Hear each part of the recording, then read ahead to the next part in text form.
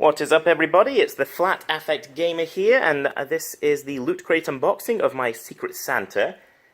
Now, this is coming out a little late. I do apologize for that to my Santa, whose present, of course, arrived in plenty of time. I was unable to send mine on time, and I didn't want to open the present I'd received until I'd fulfilled my end of the Secret Santa bargain and sent mine off. So I apologize for that.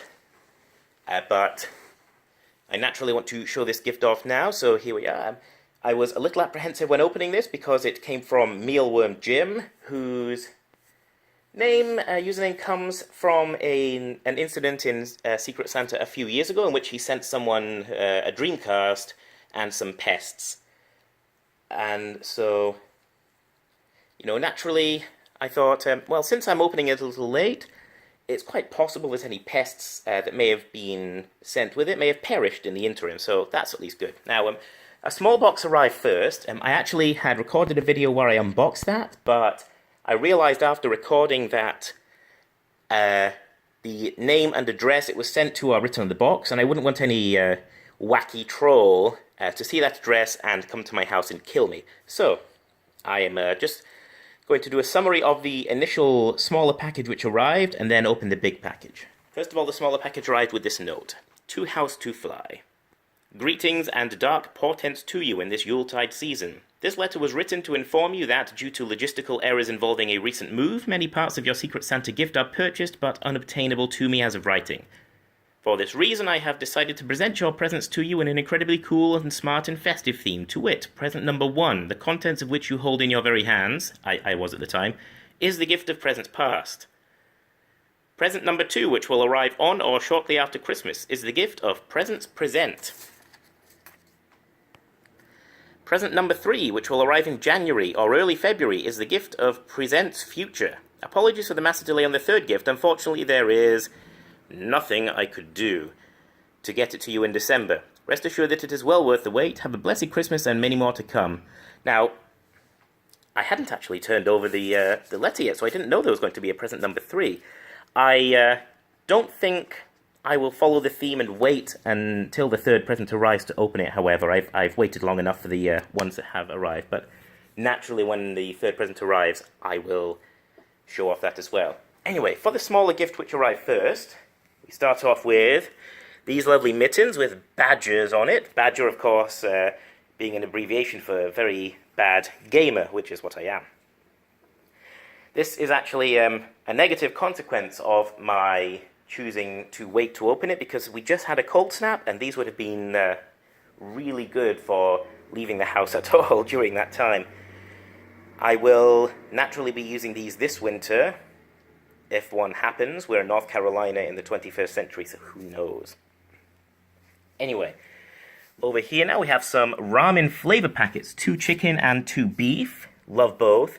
And of course, I can also have 1 chicken, 1 beef, and 1 mixture, which would be very, very flavor heavy and possibly dangerous to consume. We also have this here, which is a Shin Ramyun soup base. I don't actually know what that tastes like, but you can't go wrong, I think, with an Asian soup base, in my experience anyway. A couple of smaller items here. One which says I can bring this to the counter for a free scoop of fresh frozen custard. The restaurant, I believe, is Culver's. So I'm going to see if they have, any presents in North Carolina, and if they do, if they sell custard, because I enjoy custard. The next one is this Foot Locker Associate card, which, as Jim has confirmed, may not necessarily work, but it has been used by a Mr. Peter Morgan. Let's see, and it says store associates are asked to verify identity of cardholder before granting discounts. So I have Mr. Morgan's full name, and Jim mentioned that it was in his state's capital, so I have a rough idea of the city. So that should help me to track Peter Morgan down and steal his identity so I can use his associate card at Foot Locker. There's also this card for the Baymont Inn and Suites. You're always welcome, it says, and there are some instructions on the back. Touch keycard to lens to unlock. Rotate lever while green light is flashing. It's possible that if this video is high quality enough, someone may be able to scan the front and back of this card and maybe get themselves a free stay at the Raymond Inn Suites.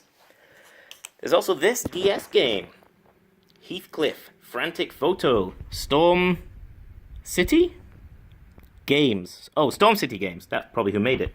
I had no idea there was a Heathcliff video game.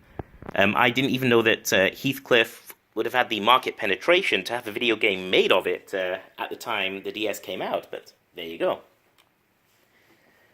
There's also this album of Steven Seagal's Songs from the Crystal Cave, which, as caves go, sounds like a nice one. The track listing here, as you can see, he starts off with relatable concepts. Girl, it's all right, don't you cry. And then he goes a bit more abstract with music. Better Man, of course, we all know about being better men. Route 23, my God, he's starting to get pretty heavy as he approaches the middle of the album, and then lightens it up with Lollipop. Then there's a couple of concept-seeming tracks here: Dance, Jealousy, War, and Strut. And this word here, which I'm not familiar with at all, Gory? I'm going to have to look that up and see in what way it's entitled to be the title of the penultimate track on a Steven Seagal album. And finally, The Light. Well, we all love The Light, don't we? Now, this is a secret item encased in paper. As you can see, this is a sexy baby, not safe for wife. I opened this and, of course, was interested, but not necessarily satisfied to find a Pokemon card. Well, let's see what kind of Pokemon this is. Possibly a sexy one, right? Jinx is pretty sexy. Machamp, depending on your preferences. Maybe Hitmonlee. Anyway, this is... Someone will have to tell me, I don't read Japanese. It looks like just a human, but a sexy one, possibly. As long as she isn't underage, then obviously she isn't sexy. And finally, in the smaller Secret Santa present, the presents of Christmas past, was this collection of pennies. There is a dime there at the top, which is 10 cents, and then 4 individual 1-cent pieces, including this one at the bottom, which actually... looks like it may have belonged to someone who died in a fire or something. It's much darker than the others. Like, there's a lot of residue on it.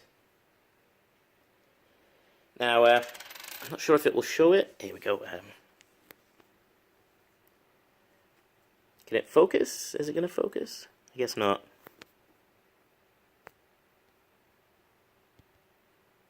Anyway, the coin was made in 1983, which makes it a year older than me.